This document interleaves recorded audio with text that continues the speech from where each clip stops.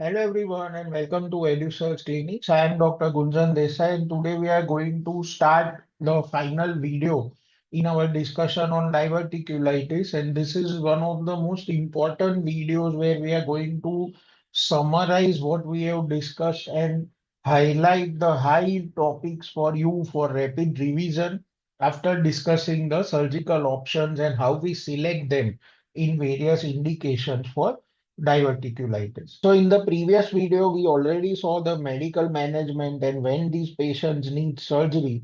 Now we are going to look at the various surgical options and which of them is the most preferred option for your patients with diverticulitis. So the first option is a primary sigmoid resection and anastomosis. As you can see in the schematic here, you resect the sigmoid at the upper and the lower end, and then join these two and protect your anastomosis with a loop stoma, or you may not do a stoma. So that is the most preferred surgical option. That is primary resection and anastomosis, PRA plus or minus loop stoma. If your patient is not well or if there is a Hinchey IV disease, these are conditions where sometimes you may need to do a Hartmann's operation, which is a sigmoid resection. So you resect the same way, but you close this and keep it inside or bring it out, and you bring this end out as a colostomy. So that is one option where you do this end is closed and this end is brought out as a colostomy, that is known as a Hartmann's operation.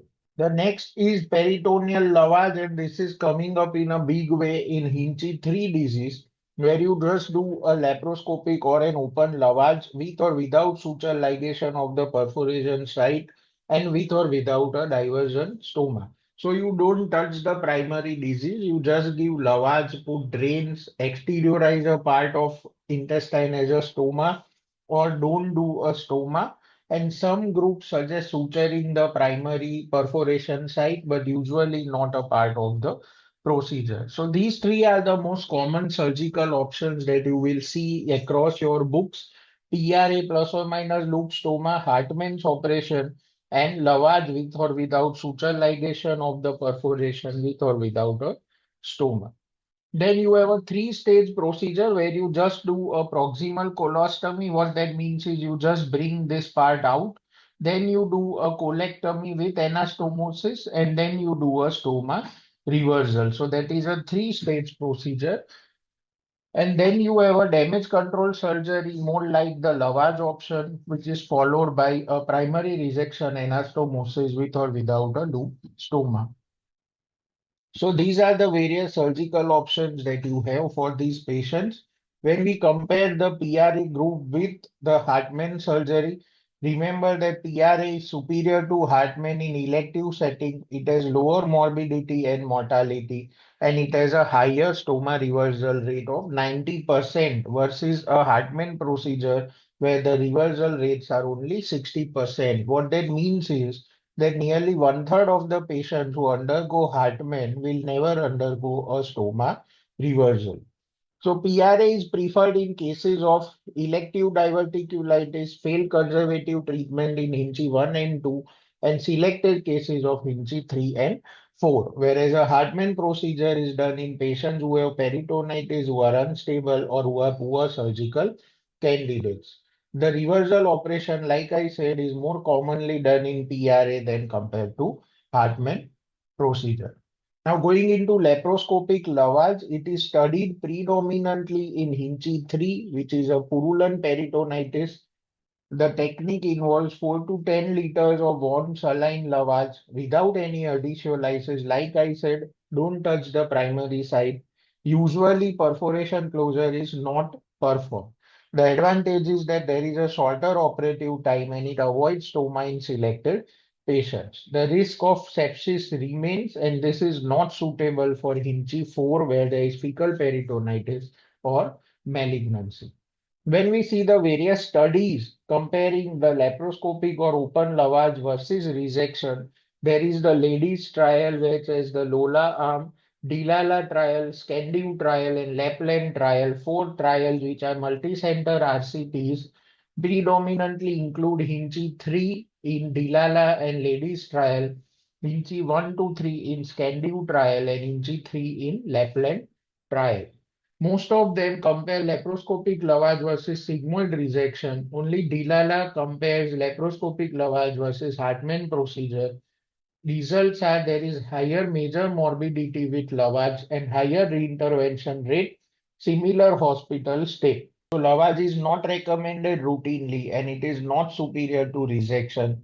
Failure is seen in cases with Hinchey 4 and malignancy. That is why it is not indicated in Hinchey 4 and malignancy. So these are some of the studies. If you are interested and if you manage this disease in practice, these are the 4 trials that you need to see. When it comes to complicated diverticulitis management, admission, IV antibiotics, and bowel rest are mandatory, and most patients will require surgery. So, to summarize the management, if the abscess is less than 3 centimeter and patient is stable, you can do IV antibiotic, nasogastric drainage, nil by mouth. Patients may resolve without intervention.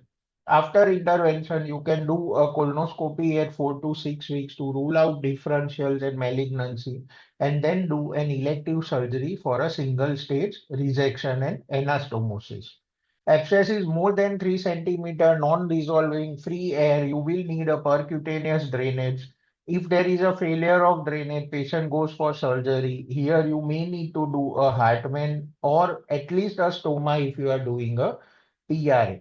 For all other patients who resolve on percutaneous drainage, you can directly do a PRA with or without a stoma. Hinchey 3, the options are all three: laparoscopic lavage, Hartmann, or PRA plus or minus stoma. Septic patients may need Hartmann or a 3-stage procedures, whereas others can undergo a primary resection anastomosis with or without a stoma. In Hinchey 4, where there is fecal peritonitis, a Hartmann is the preferred procedure, or a 3-stage procedure, that is, do only a stoma, and PRA is rarely performed in patients with Hinchey 4. Fistula occurs in 4 to 20% of the patients with diverticulitis. Most common is colovesical, and surgery is the treatment of choice. Now going into the high yield pulse, and this will be in the next 2 to 3 minutes, the most commonly asked questions in this disease. So gear up for this section. From basics and pathophysiology, remember that it is a pseudo-diverticula.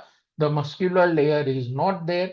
High risk features are low fiber diet, colonic dysmotility, high intraluminal pressure. Sigmoid colon is the most commonly affected. In clinical spectrum, SUDD is symptomatic uncomplicated diverticular disease. There is no inflammation commonly asked.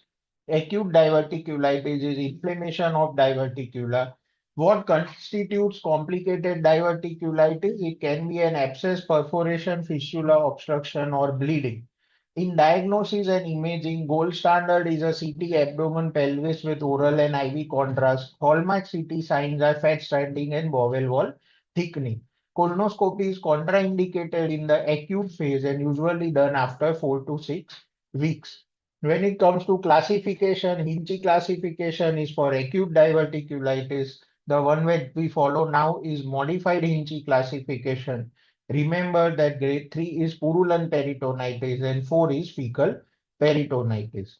EAES classification is the entire disease spectrum, whereas Hansen, Stock, and Buckley classification are CT-based grading. Medical management is done in SUDD and acute uncomplicated diverticulitis. No routine antibiotics are required in SUDD, whereas routine antibiotics are increasingly being questioned in acute uncomplicated diverticulitis. When it comes to complicated diverticulitis, the key rules are: for abscess less than 3 centimeter, a conservative management may work. For abscess greater than 3 centimeter, percutaneous drainage will be required.